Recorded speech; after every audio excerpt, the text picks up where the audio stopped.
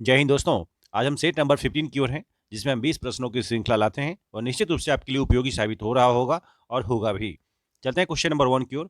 Sir Edwin Arnold की पुस्तक the light of Asia निम्न पर आधारित है। इसका सही आंसर होगा ललित विस्तार। इस प्रश्न के बारे में हम कुछ विस्तार से और भी समझें।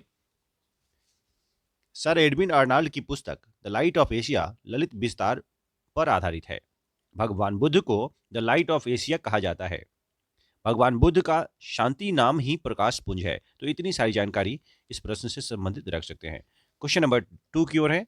सन 1897 ईस्वी में स्वामी विवेकानंद ने रामकृष्ण मठ की स्थापना कहां पर की थी। इसका सही जवाब होगा वाराणसी में। इस प्रश्न को विस्तार से समझते हैं। रामकृष्ण मिशन की स्थापना स्वामी विवेकानंद ने 1 मई 1897 ईस्वी में की थी। सर्वप्रथम मठ की स्थापना कलकत्ता के समीप वारानगर में की गई। तत्पश्चात बेलूर, जो कि कोलकाता में है, में मिशन की स्थापना की गई थी, यानी रामकृष्ण मिशन की स्थापना की गई थी। मिशन का दूसरा मठ अल्मोड़ा में मायावती स्थल में स्थापित किया गया। रामकृष्ण मिशन का उद्देश्य धार्मिक एवं सामाजिक सुधार था। तो इतनी सारी जानकारी इस प्रश्न से संबंधित रख सकते हैं। क्वेश्चन नंबर 3 की ओर है।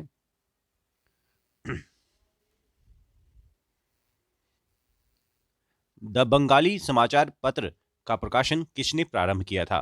इसका सही जवाब होगा सुरेंद्र नाथ बनर्जी। इसका सही जवाब है सुरेंद्र नाथ बनर्जी, ऑप्शन नंबर डी। अच्छा, इस प्रश्न के बारे में और भी विस्तार से समझते हैं कि द बंगाली समाचार पत्र सन 1879 ईस्वी में सुरेंद्र नाथ बनर्जी ने प्रकाशित किया। यह समाचार पत्र कलकत्ता से अंग्रेजी भाषा में प्रकाशित किया गया था। तो इतनी सारी जानकारी इस प्रश्न से संबंधित रख सकते हैं। क्वेश्चन नंबर 4 की ओर है। जोनाथन डंकन ने सन 1793 ईस्वी में संस्कृत कॉलेज की स्थापना कहाँ की गई थी। इसका सही जवाब है वाराणसी में, ऑप्शन नंबर डी। अच्छा, इस प्रश्न से संबंधित कुछ और भी जानकारी हम रखते हैं। जोनाथन डंकन ने सन 1792 ईस्वी, एक्चुअली यहाँ पर गलत हो गया है, 1793 नहीं 1792 ईस्वी होगा, so you have to read 1792 instead of 1793। Jonathan Duncan ने 1792 में वाराणसी में एक संस्कृत कॉलेज की स्थापना की थी। इस शिक्षण संस्थान में हिंदुओं को कानून, साहित्य तथा धर्म की शिक्षा की रक्षा एवं वृद्धि के लिए उसी प्रकार प्रशिक्षित किया जाता था जिस प्रकार मुसलमानों के लिए कलकत्ता मदरसा खोला गया था।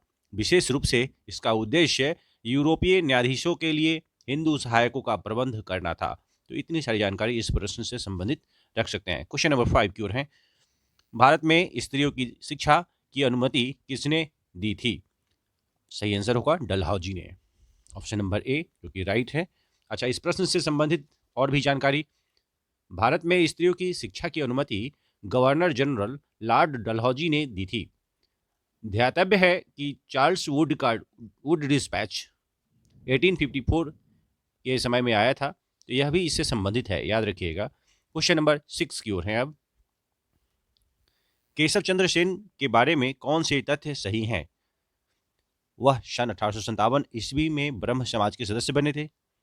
ब्रह्म समाज से अलग होकर, यानी यह सही है, ऑप्शन नंबर ए। अच्छा, दूसरा, ब्रह्म समाज से अलग होकर उन्होंने नए संगठन की स्थापना की थी। यह भी सही है। अच्छा, व्यापक भ्रमण करने वाले वह प्रथम समाज सुधारक थे। यह भी सही है। अच्छा, उनकी मृत्यु सन 1905 ईस्वी में हुई थी। यह गलत है। तो इस तरह से ए बी सी ऑप्शन वाला इसका आंसर सही है, एंड ऑप्शन नंबर 2 जो कि आपका सही आंसर है। इसको हम थोड़ा सा बढ़ा करके इसको टिक लगा देते हैं ऑप्शन नंबर 2 की ओर। Please keep in mind. Question number 7 की ओर है। सत्यशोधक मंडल की स्थापना किसने की थी। ज्योतिबा फूले। इसका सही जवाब होगा ऑप्शन नंबर डी। अच्छा, इसके बारे में कुछ और भी जानकारी रखते हैं। पहली बार महाराष्ट्र में 1870 ईस्वी में ब्राह्मण विरोधी आंदोलन ज्योतिबा फूले ने शुरू की थी। उन्होंने ही गुलामगिरी, जो कि 1872 ईस्वी में, एक पुस्तक भी लिखी थी। सत्यशोधक मंडल यानी समाज नामक एक संगठन भी बनाया था। तो इतनी सारी जानकारी आप इस प्रश्न से संबंधित रख सकते हैं। क्वेश्चन नंबर 8 की ओर है। मीरात उल अखबार किसकी कृति है। इसका सही जवाब होगा राजा राम मोहन राय, ऑप्शन ए, जो कि सही है। अच्छा, इस प्रश्न से संबंधित और भी जानकारी। मीरात उल अखबार फारसी में अनुवादित की मतलब निकाला गया था। जिनका प्रकाशन सन 1822 ईस्वी में राजा राम मोहन राय ने किया था। संवाद कौमुदी, जो कि बंगला भाषा में, इनका प्रकाशन सन 1821 ईस्वी में राजा राम मोहन राय के द्वारा ही किया गया था। तो इतनी सारी जानकारी इस प्रश्न से संबंधित रख सकते हैं। क्वेश्चन नंबर 9 की ओर है। अब मिलान करना है, मिलान कीजिए। धर्म गुरु हैं ये सब लोग और इनसे संबंधित। अच्छा, नामदेव जो है वह महाराष्ट्र से संबंधित है, इसलिए इसका जो सही जवाब होगा, नामदेव को हम मैच कर देते हैं महाराष्ट्र से। चैतन्य प्रभु जो है, चैतन्य पश्चिम बंगाल से संबंधित हैं। सूरदास जो कि उत्तर प्रदेश से संबंधित हैं। और नानक, गुरु नानक मतलब पंजाब से संबंधित हैं। तो आप इस तरह से याद कर जाएं इसको, यह बहुत ही बेहतरीन और समझ के क्वेश्चन है। चलते हैं क्वेश्चन नंबर 10 की ओर। इनमें से किसे बंगाल का बाइबल कहा जाता है? आनंद मठ। इसका सही जवाब होगा आनंद मठ, ऑप्शन नंबर ए। अच्छा, इस प्रश्न से संबंधित कुछ और भी जानकारी हम रखते हैं। बंकिम चंद्र चटर्जी का उपन्यास आनंद मठ को बंगाल का बाइबल कहा जाता है। इस उपन्यास में सन्यासी विद्रोह, जो कि 1763 से 1800 ईस्वी तक था, का वर्णन मिलता है। इतनी सारी जानकारी इस प्रश्न से संबंधित रख सकते हैं। क्वेश्चन नंबर 11 की ओर है। क्वेश्चन नंबर 11, सन 1889 ईस्वी में अहमदिया आंदोलन का प्रारंभ किसने किया था?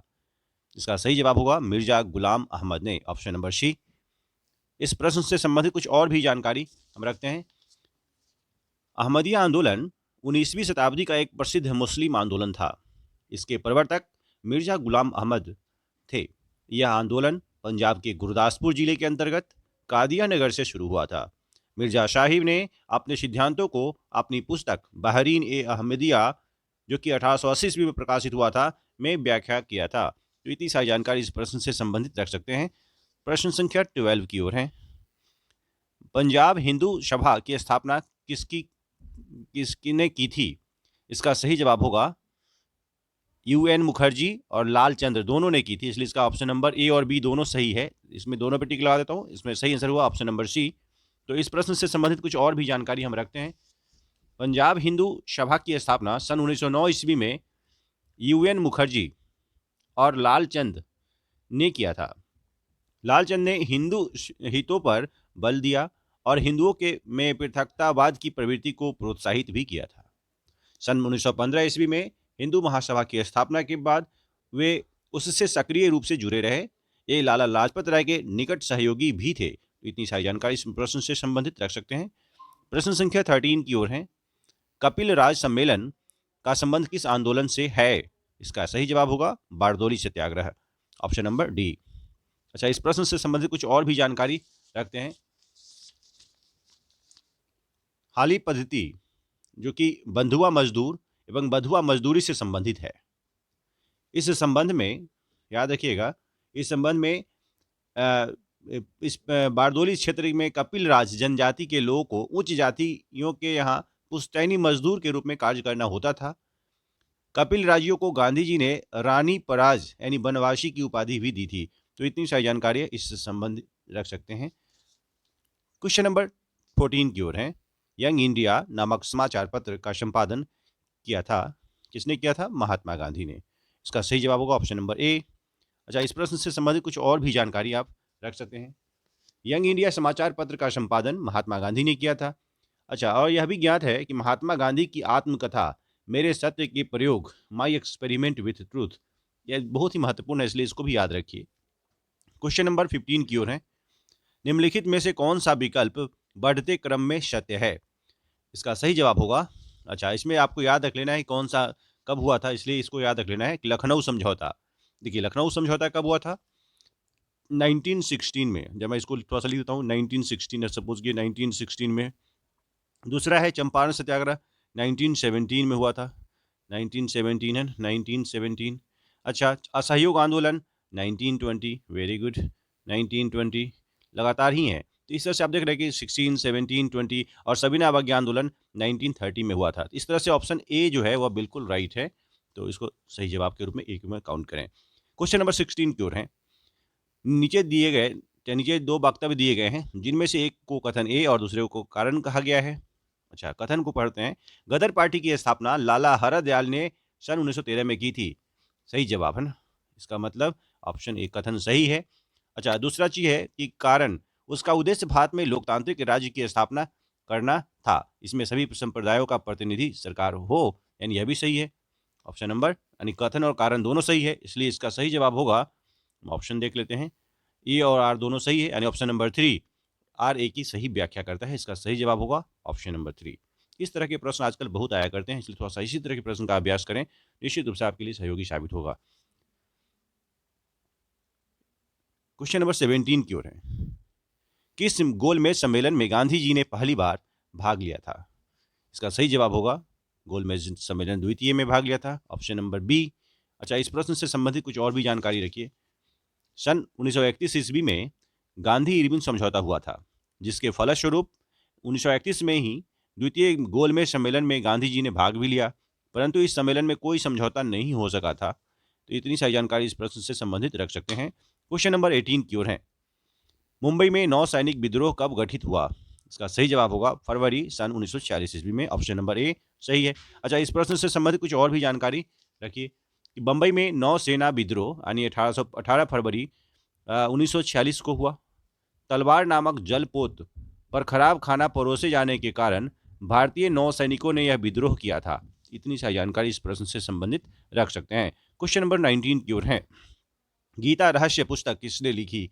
इसका सही जवाब होगा बाल गंगाधर तिलक ने, ऑप्शन नंबर बी जो कि सही है। अच्छा, इस प्रश्न से संबंधित कुछ और भी जानकारी। गीता रहस्य पुस्तक बाल गंगाधर तिलक ने लिखी थी। कहाँ से? मांडले जेल से। अच्छा, ध्यातव्य यह भी है कि तिलक ने ही राष्ट्रीय विचारों के प्रचार के लिए 1893 ईस्वी में गणपति उत्सव तथा 1895 में शिवाजी उत्सव प्रारंभ किया था। इतनी सारी जानकारी इस प्रश्न से संबंधित रख सकते हैं। क्वेश्चन नंबर 20 की ओर है, जो कि लास्ट क्वेश्चन है सेट का। लंदन में द्वितीय गोलमेज सम्मेलन के आयोजन का केंद्र था। सही जवाब Saint James Palace, option number A ही सही है। अच्छा, इसके बारे में कुछ और भी जानकारी आप रख सकते हैं। लंदन में द्वितीय गोलमेज सम्मेलन 1931 ईस्वी में हुआ था, का आयोजन कहाँ? सेंट जेम्स पैलेस में हुआ था, जिसमें कांग्रेस का प्रतिनिधित्व महात्मा गांधी ने किया था। सांप्रदायिक निर्वाचन के प्रश्न पर यह सम्मेलन स्थगित हो गया था। उम्मीद करता हूं कि ये सारे प्रश्न आपके लिए सहयोगी होंगे। थैंक यू, धन्यवाद।